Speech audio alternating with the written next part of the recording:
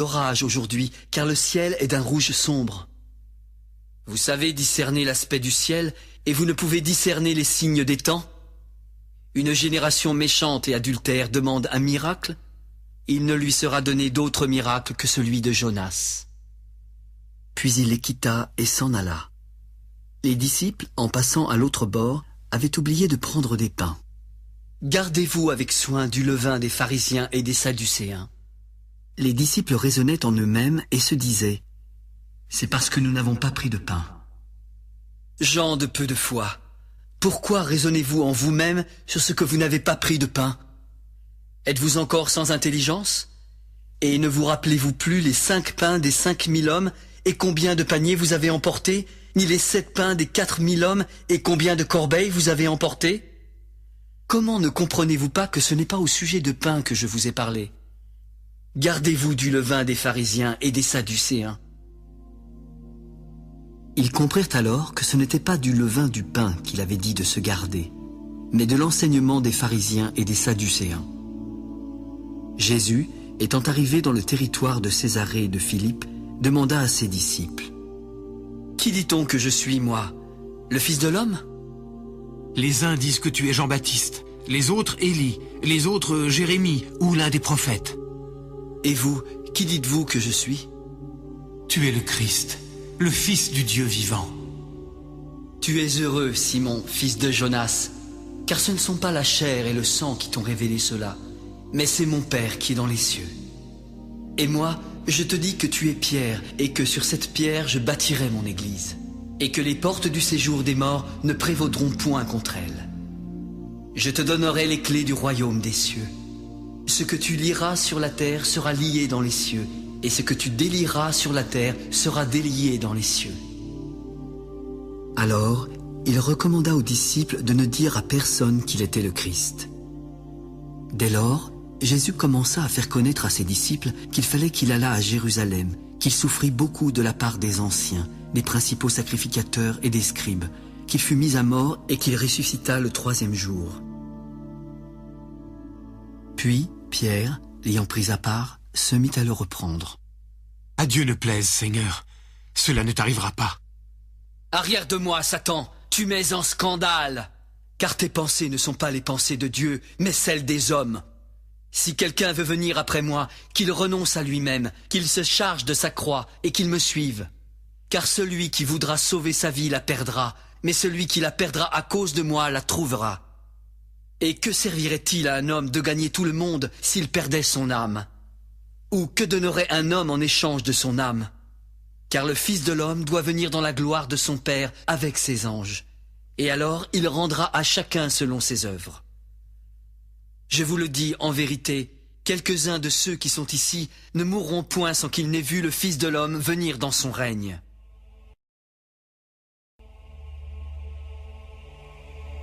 « 6 jours après, Jésus prit avec lui Pierre, Jacques et Jean, son frère. Puis il les conduisit à l'écart sur une haute montagne d'où il fut transfiguré devant eux. Son visage resplendit comme le soleil, et ses vêtements devinrent blancs comme la lumière. Et voici, Moïse et Élie leur apparurent, s'entretenant avec lui. Pierre, prenant la parole, s'adressa à Jésus. « Seigneur, il est bon que nous soyons ici. Si tu le veux, je dresserai ici 3 tentes, une pour toi, une pour Moïse et une pour Élie. » Comme il parlait encore, une nuée lumineuse les couvrit. Une voix se fit alors entendre de la nuée. « Celui-ci est mon fils bien-aimé, en qui j'ai mis toute mon affection. Écoutez-le. » Lorsqu'ils entendirent cette voix, les disciples tombèrent sur leurs faces et furent saisis d'une grande frayeur. Mais Jésus, s'approchant, les toucha. « Levez-vous, n'ayez pas peur. » Ils levèrent les yeux et ne virent que Jésus seul. Comme ils descendaient de la montagne, Jésus leur donna cet ordre. « Ne parlez à personne de cette vision jusqu'à ce que le Fils de l'homme soit ressuscité des morts. » Pourquoi donc les scribes disent-ils qu'Élie doit venir premièrement? Il est vrai qu'Élie doit venir et rétablir toutes choses. Mais je vous dis qu'Élie est déjà venu, qu'ils ne l'ont pas reconnu et qu'ils l'ont traité comme ils ont voulu. De même, le Fils de l'homme souffrira de leur part. Les disciples comprirent alors qu'il leur parlait de Jean-Baptiste. Lorsqu'ils furent arrivés près de la foule, un homme vint se jeter à genoux devant Jésus. « Seigneur, aie pitié de mon fils, qui est lunatique et qui souffre cruellement. Il tombe souvent dans le feu et souvent dans l'eau. Je l'ai amené à tes disciples, mais ils n'ont pas pu le guérir. » Race incrédule et perverse, jusqu'à quand serai-je avec vous? Jusqu'à quand vous supporterai-je? Amenez-le-moi ici. Jésus parla sévèrement au démon, qui immédiatement sortit de lui, et l'enfant fut guéri à l'heure même. Alors, les disciples s'approchèrent de Jésus. « Pourquoi n'avons-nous pu chasser ce démon? » « C'est à cause de votre incrédulité. Je vous le dis en vérité, si vous aviez de la foi comme un grain de sénévé, vous diriez à cette montagne, « Transporte-toi d'ici là », et elle se transporterait. Rien ne vous serait impossible, mais cette sorte de démon ne sort que par la prière et par le jeûne. Le Fils de l'homme doit être livré entre les mains des hommes. Ils le feront mourir, et le 3e jour, il ressuscitera. » Ils furent alors profondément attristés. Lorsqu'ils arrivèrent à Capernaum, ceux qui percevaient les 2 drachmes s'adressèrent à Pierre. « Votre maître ne paie-t-il pas les 2 drachmes ?» ?»« Oui. » Et quand il fut entré dans la maison, Jésus le prévint. « Qu'en penses-tu, Simon? Les rois de la terre, de qui perçoivent-ils des tributs ou des impôts? De leurs fils ou des étrangers? » ?»« Des étrangers. » »« Les fils en sont donc exempts. Mais pour ne pas les scandaliser, va à la mer, jette l'hameçon et tire le premier poisson qui viendra. Ouvre-lui la bouche et tu trouveras un statère. Prends-le et donne-le leur pour moi et pour toi. » À ce moment, les disciples s'approchèrent de Jésus. « Qui donc est le plus grand dans le royaume des cieux ?» Jésus appela alors un petit enfant et le plaça au milieu d'eux. « Je vous le dis en vérité, si vous ne vous convertissez et si vous ne devenez comme les petits-enfants, vous n'entrerez pas dans le royaume des cieux. C'est pourquoi quiconque se rendra humble comme ce petit enfant sera le plus grand dans le royaume des cieux. Et quiconque reçoit en mon nom un petit enfant comme celui-ci me reçoit moi-même. Mais si quelqu'un scandalisait un de ces petits qui croient en moi, il vaudrait mieux pour lui qu'on suspendît à son cou une meule de moulin et qu'on le jetât au fond de la mer. Malheur au monde à cause des scandales, car il est nécessaire qu'il arrive des scandales, mais malheur à l'homme par qui le scandale arrive. Si ta main ou ton pied est pour toi une occasion de chute, coupe-les et jette-les loin de toi. Mieux vaut pour toi entrer dans la vie boiteux ou manchot que d'avoir 2 pieds ou 2 mains et d'être jeté dans le feu éternel. Et si ton œil est pour toi une occasion de chute, arrache-le et jette-le loin de toi. Mieux vaut pour toi entrer dans la vie n'ayant qu'un œil que d'avoir 2 yeux et d'être jeté dans le feu de la géhenne. Gardez-vous de mépriser un seul de ces petits, car je vous dis que leurs anges dans les cieux voient continuellement la face de mon Père qui est dans les cieux. Car le Fils de l'homme est venu sauver ce qui était perdu. Qu'en pensez-vous? Si un homme a 100 brebis et que l'une d'elles s'égare, ne laisse-t-il pas les 99 autres sur les montagnes pour aller chercher celle qui s'est égarée? Et s'il la trouve, je vous le dis en vérité, elle lui cause plus de joie que les 99 qui ne se sont pas égarés. De même, ce n'est pas la volonté de votre Père qui est dans les cieux qu'il se perde un seul de ses petits. Si ton frère a péché, va et reprends-le entre toi et lui seul. S'il t'écoute, tu as gagné ton frère. Mais s'il ne t'écoute pas, prends avec toi 1 ou 2 personnes, afin que toute l'affaire se règle sur la déclaration de 2 ou 3 témoins. S'il refuse de les écouter, dis-le à l'Église. Et s'il refuse aussi d'écouter l'Église, qu'il soit pour toi comme un païen et un publicain. Je vous le dis en vérité, tout ce que vous lirez sur la terre sera lié dans le ciel, et tout ce que vous délierez sur la terre sera délié dans le ciel. Je vous dis encore que si 2 d'entre vous s'accordent sur la terre pour demander une chose quelconque, elle leur sera accordée par mon Père qui est dans les cieux. Car là où 2 ou 3 sont assemblés en mon nom, je suis au milieu d'eux. Seigneur, combien de fois pardonnerai-je à mon frère lorsqu'il péchera contre moi? Sera-ce jusqu'à 7 fois? Pierre, je ne te dis pas jusqu'à 7 fois, mais jusqu'à 70 fois 7 fois. C'est pourquoi, le royaume des cieux est semblable à un roi qui voulut faire rendre compte à ses serviteurs. Quand il se mit à compter, on lui en amena un qui devait 10 000 talents. Comme il n'avait pas de quoi payer, son maître ordonna qu'il fût vendu, lui, sa femme, ses enfants et tout ce qu'il avait, afin que la dette fût acquittée. Le serviteur, se jetant à terre, se prosterna devant lui et dit « Seigneur, aie patience envers moi, et je te paierai tout. » Ému de compassion, le maître de ce serviteur le laissa aller et lui remit la dette. Après qu'il fut sorti, ce serviteur rencontra un de ses compagnons qui lui devait 100 deniers. Il le saisit et l'étranglait en disant « Paie ce que tu me dois !» Son compagnon, se jetant à terre, le suppliait, disant « Aie patience envers moi, et je te paierai. » Mais l'autre ne voulut pas, et il alla le jeter en prison jusqu'à ce qu'il eût payé ce qu'il devait. Ses compagnons, ayant vu ce qui était arrivé, furent profondément attristés, et ils allèrent raconter à leur maître tout ce qui s'était passé. Alors le maître fit appeler ce serviteur et lui dit « Méchant serviteur, je t'avais remis en entier ta dette parce que tu m'en avais supplié. Ne devais-tu pas aussi avoir pitié de ton compagnon comme j'ai eu pitié de toi ?» Et son maître, irrité, le livra au bourreau jusqu'à ce qu'il eût payé tout ce qu'il devait.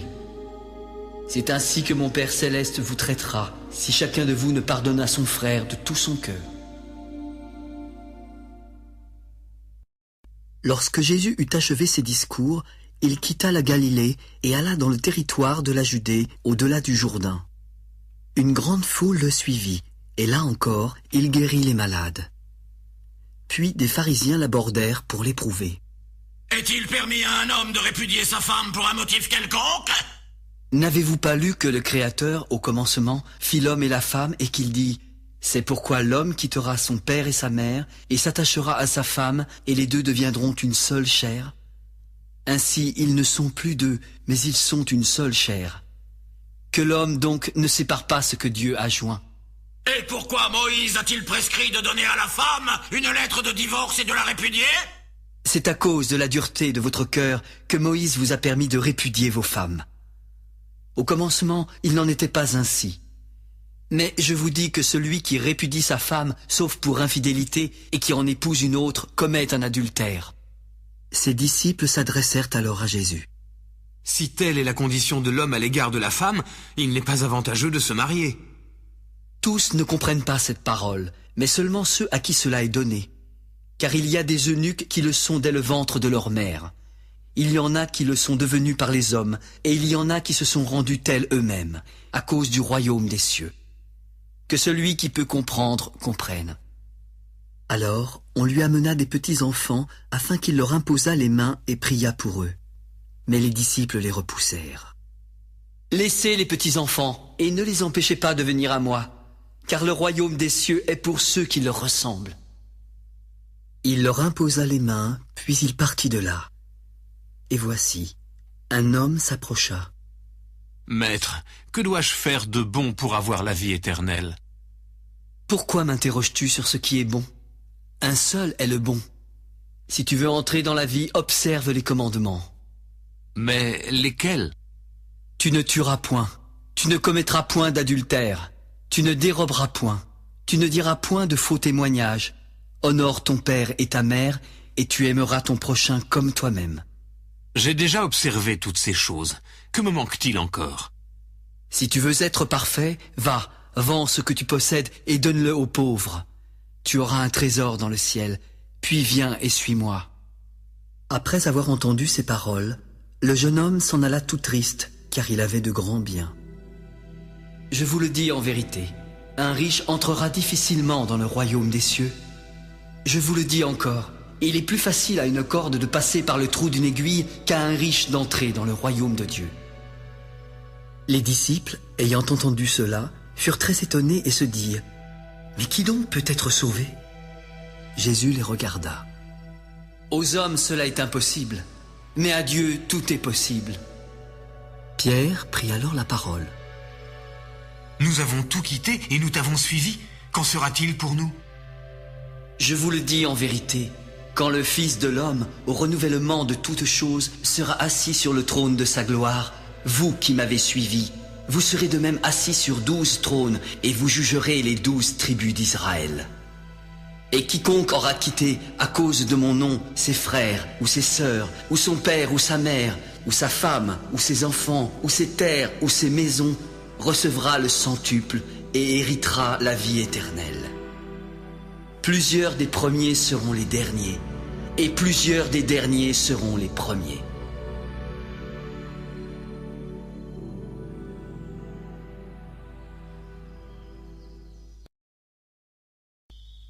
Le royaume des cieux est semblable à un maître de maison qui sortit dès le matin afin de louer des ouvriers pour sa vigne.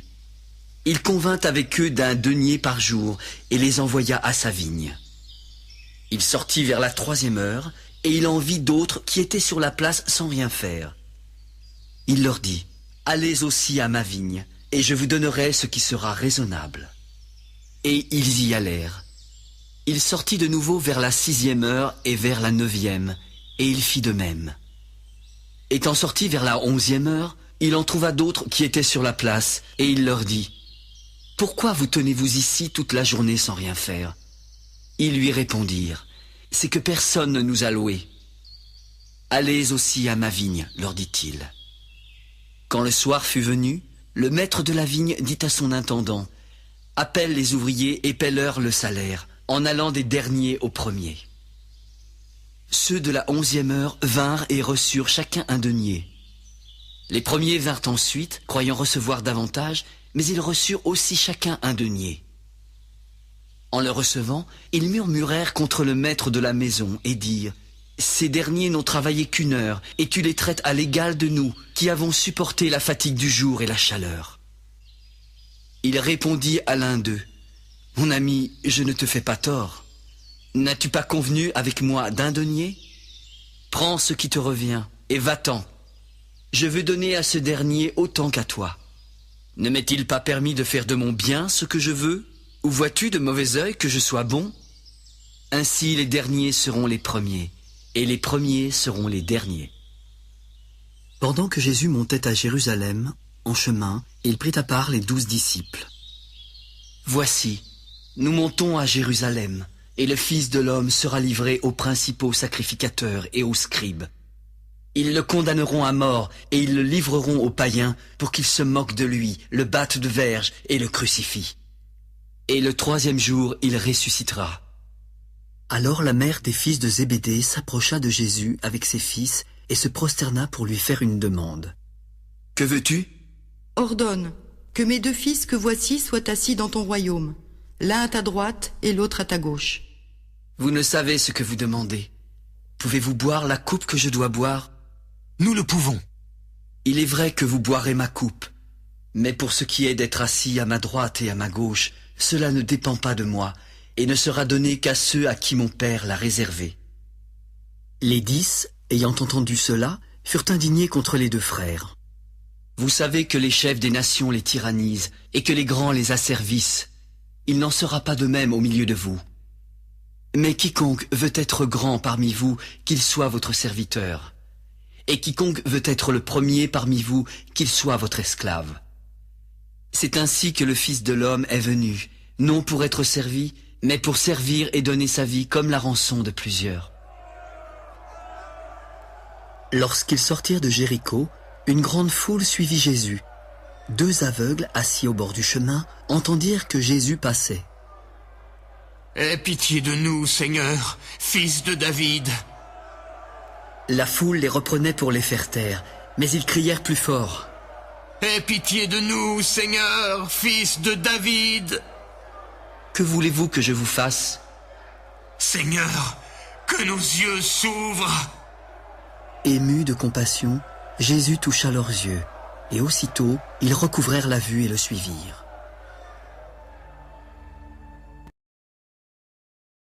Lorsqu'ils approchèrent de Jérusalem et qu'ils furent arrivés à Bethphagée, vers la montagne des Oliviers, Jésus envoya 2 disciples. « Allez au village qui est devant vous. Vous trouverez aussitôt une ânesse attachée et un ânon avec elle. Détachez-les et amenez-les-moi. Si quelqu'un vous dit quelque chose, vous répondrez « Le Seigneur en a besoin ». Et à l'instant, il les laissera aller. Or, ceci arriva afin que s'accomplît ce qui avait été annoncé par le prophète. Dites à la fille de Sion, « Voici, ton roi vient à toi, plein de douceur, et monté sur un âne, sur un ânon, le petit d'une ânesse. » Les disciples allèrent et firent ce que Jésus leur avait ordonné. Ils amenèrent l'ânesse et l'ânon, mirent sur eux leurs vêtements et le firent asseoir dessus. La plupart des gens de la foule étendirent leurs vêtements sur le chemin. D'autres coupèrent des branches d'arbres et en jonchèrent la route. Ceux qui précédaient et ceux qui suivaient Jésus criaient « Hosanna au fils de David, béni soit celui qui vient au nom du Seigneur.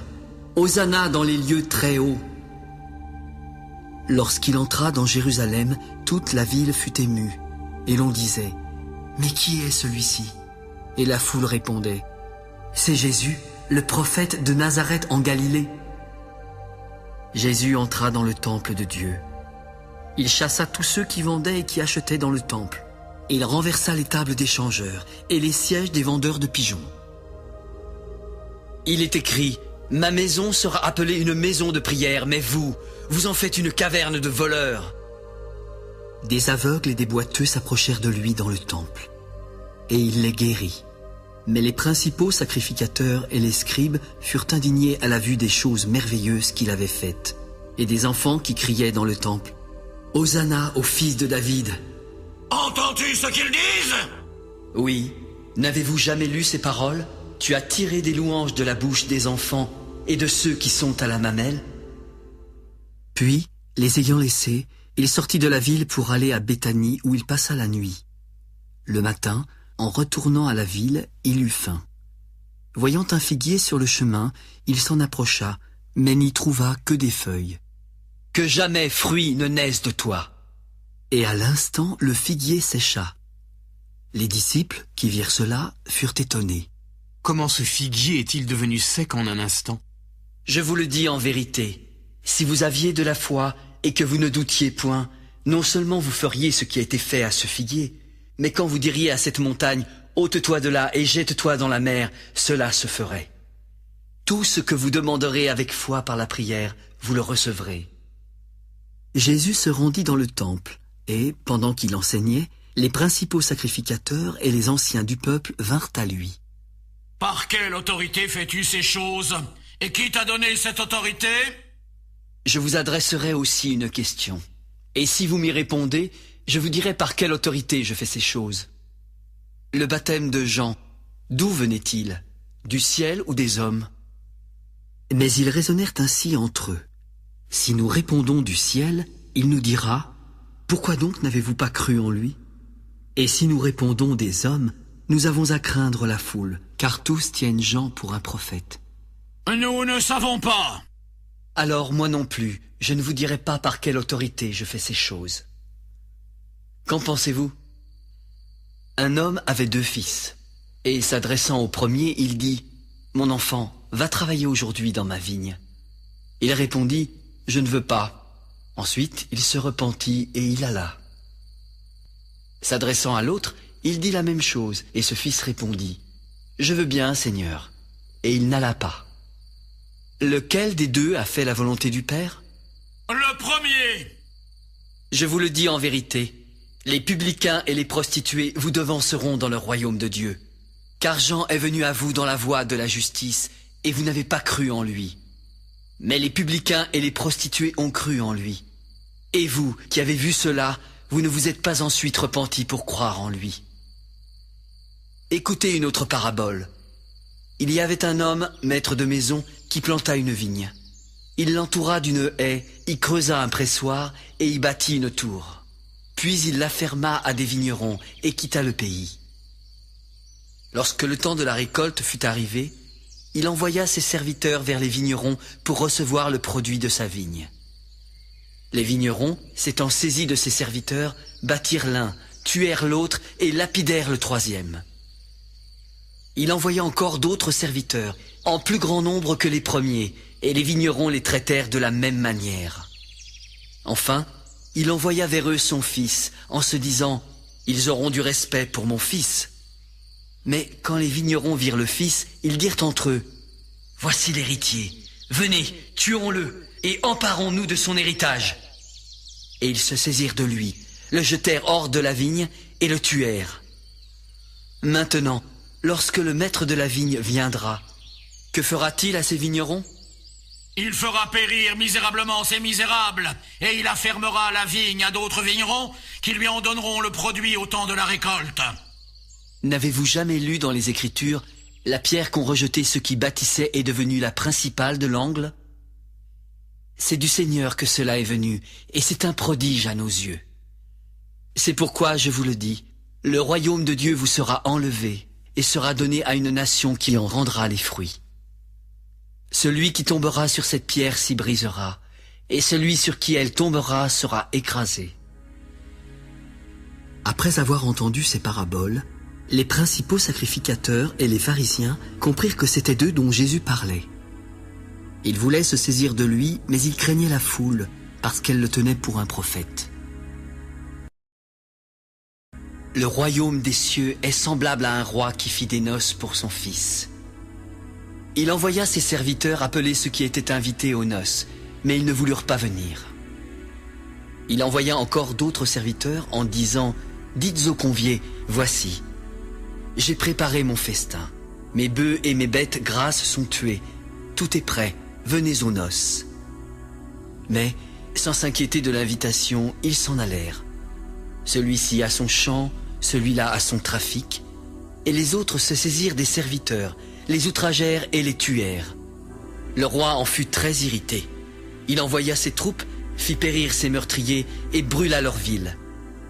Alors il dit à ses serviteurs, « Les noces sont prêtes, mais les conviés n'en étaient pas dignes.